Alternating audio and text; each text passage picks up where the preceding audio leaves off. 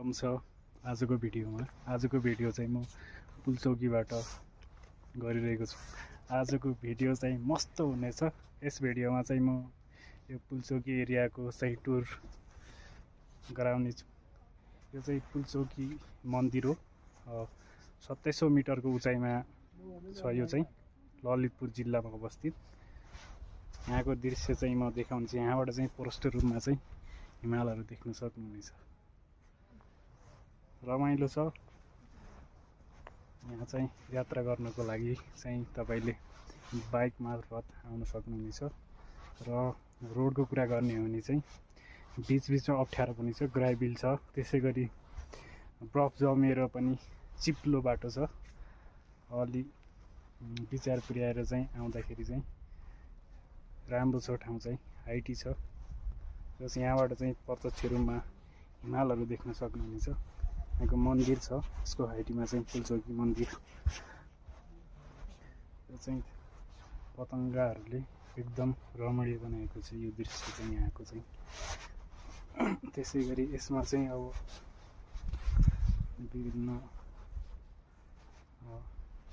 मान्छेहरू आएर चाहिँ यहाँ चाहिँ यस्तो ढुङ्गाहरू चट्टा गर्ने चाहिँ गर्नुभएको छ। यहाँ चाहिँ त्रिशुलहरू चढाउने। यसको साथै अब यो चाहिँ हाम्रो मेन मन्दिर हो पुलचौकीको।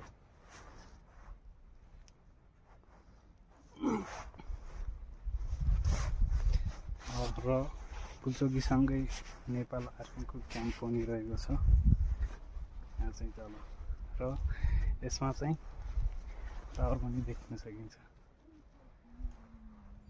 यति रमाइलो छ दृश्य कुरा गर्ने हो।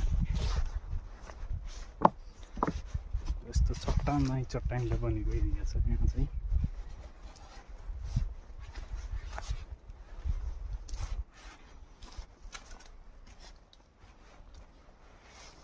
यहाँको दृश्य भनेको यो पतङ्गहरू छ। रमाइलो छ उनीहरूको लागि।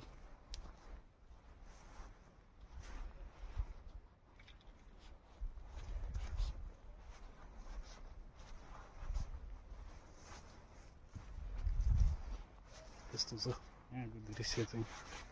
हजुरहरूले घुमेर चाहिँ मजा लिन सक्नुहुनेछ यहीँ आएर।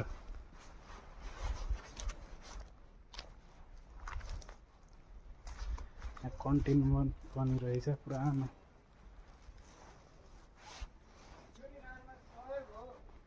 यहाँबाट चाहिँ